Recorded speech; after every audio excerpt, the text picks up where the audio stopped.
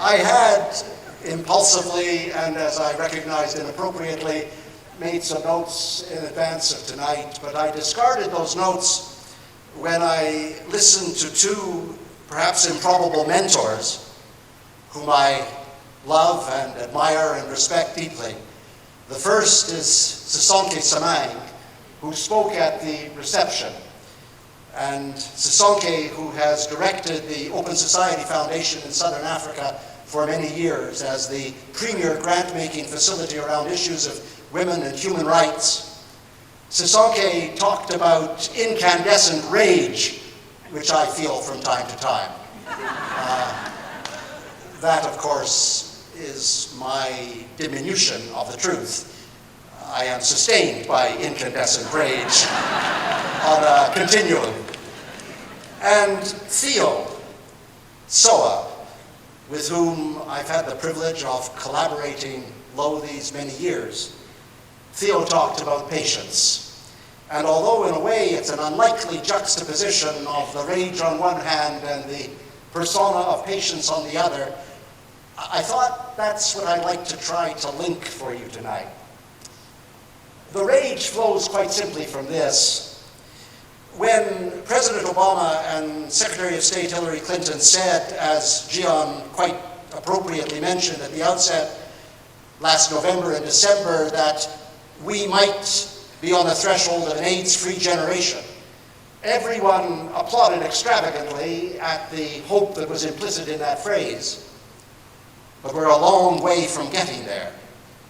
There are 34 million people infected with the virus, and only 7 to 8 million of them are in treatment. And yet, treatment is undoubtedly the way in which to contain this pandemic. And we're moving so incrementally as to be heartbreaking in terms of the numbers that must be reached. And what is so central to that is the fact that of the 34 million around the world, 50% are women and girls.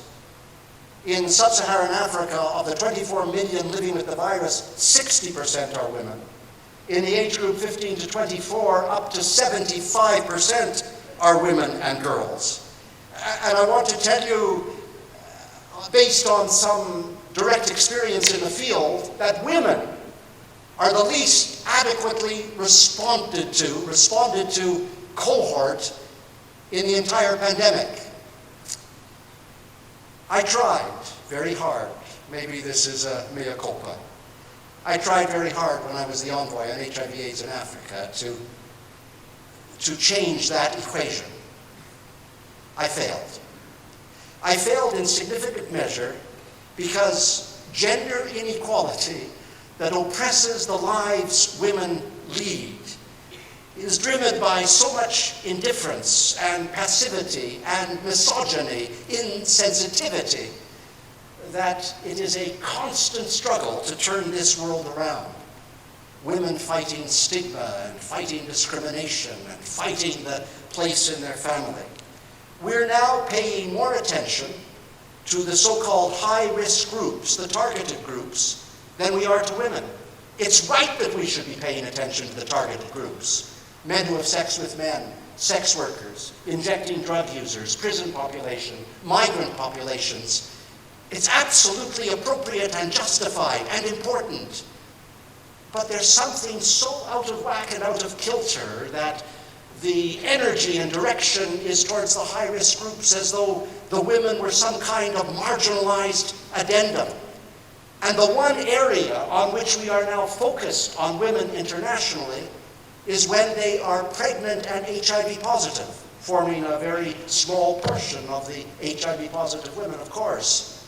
And we put them on drugs in order to prevent the children, the infants, from being born HIV positive. And recently the world was so self-conscious, the leadership in the AIDS battle was so self-conscious about the way in which they were focused on saving the lives of children, and the women were relatively inconsequential to be sacrificed. They then added the phrase, and to keep their mothers alive. And we're keeping the mothers alive with greater availability of antiretroviral drugs. There are still large numbers of children being born HIV positive. What is quite interesting in that regard is that pediatric AIDS is still very much with us. We don't even have the drugs yet to deal with children between birth and the age of 3. Those pharmaceutical formulations are only now underway. It's incredible when you think of it. Over 300,000 children being born HIV positive every year. 50% of them die before the age of 2, 80% of them die before the age of 5, and we're only now beginning to construct the formulations. And their mothers and women throughout the range of the pandemic have never been adequately responded to. And this is where patience comes in. I listened to Theo and I thought, I wish there were 1,000 Theos, because the question that no one ever answers is why isn't patience at the decision-making tables? Why don't the women of Africa, who so magnificently cope, have so much resilience, fighting this pandemic against all the odds, against overwhelming adversity, but with such strength of character and purpose and resolve, why aren't they at the tables? Why aren't they on the panels? Why aren't they on the commissions? That's the question that's never answered.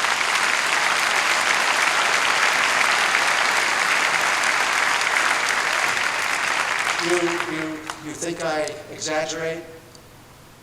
Last December, the Harvard School of Public Health, the notable Harvard School of Public Health, held a conference called AIDS at 30 years into the pandemic. And they set up a global advisory council in order to establish the agenda for the meeting. And they were very proud of their global advisory council. It had 21 people on it, 19 men and 2 women. They just never learn. When Gian says this is a pandemic which has a woman's face, of course he's right.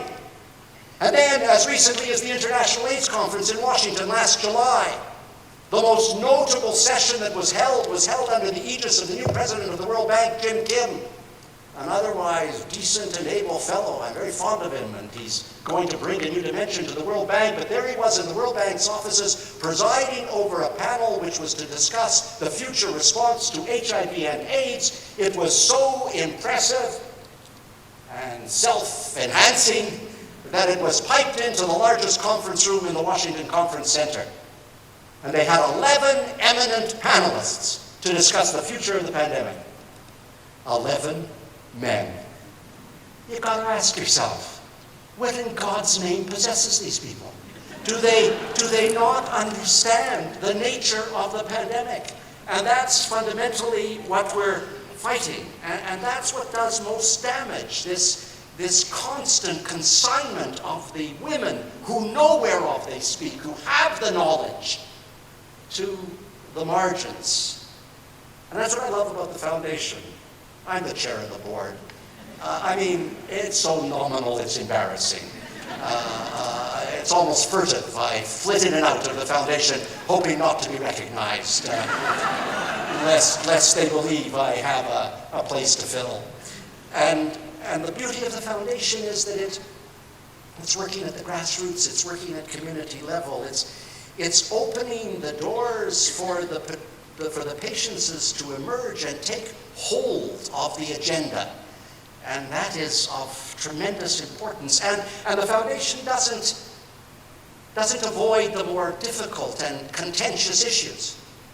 What Tandy talked about in the Congo is absolutely right. The terrible epidemic of rape, which has ravaged the lives of women beyond endurance. And what did the foundation do? It set up a special institute for the response to sexual violence, for the prevention of sexual violence. A group of women drawn from frontline workers around the continent who move from place to place doing therapeutic intervention and helping with the response where the contagion of sexual violence and rape is most palpable. Or when we need to give strength to home-based care workers. And the foundation has brought the home-based care workers together from all over the continent and actually believes that they should be paid. A fascinating insight into the lives that the women lead, because of course they're all home-based care workers, are women. And then of course the grandmothers movement, which again came from Ilana, directly and fully from Ilana.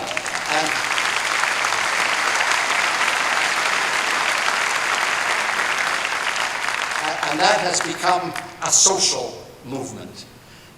I can't get over it, the relationship between the Canadian grandmothers and the African grandmothers, and the tremendous solidarity and a sense of reliance one on the other, and the understanding which is shared.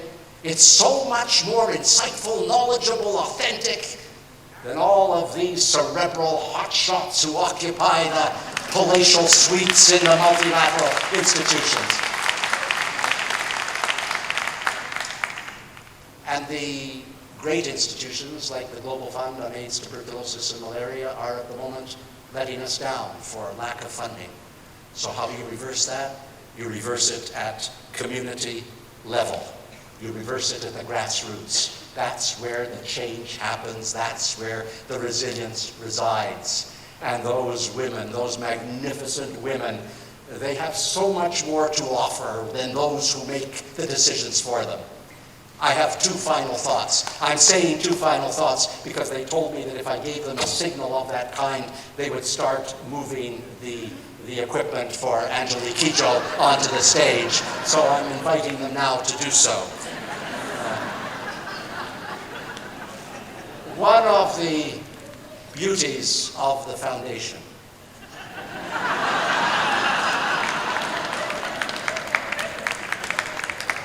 I don't know anything about performance, but I know a lot about cues.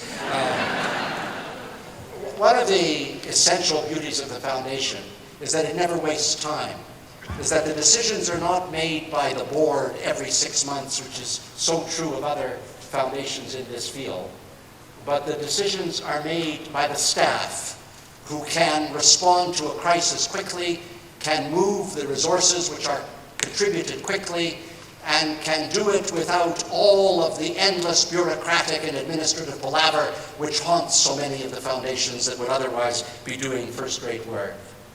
And the second thing I love about the foundation, and I watch it with intense joy and admiration, is the respect the foundation has for the projects on the ground. This is not an equation, believe me, of donors and recipients. This is an equation which exists within a family where people embrace each other, love each other, respect each other, recognize that the knowledge that is on the ground necessarily has to sustain the work that is done. And it's that intense and remarkable dimension of the Foundation's work which I celebrate tonight, because in truth it brings to the women of Africa another range of support and focus which they so strongly deserve. And therefore, when you come here, as you have done in such extraordinary numbers, and you're here for Hope Rising, I want to say to you, I feel both a part of it and separate from it, that the Stephen Lewis Foundation actually, I'm embarrassed that it bears my name, it actually deserves your support. They do magnificent work.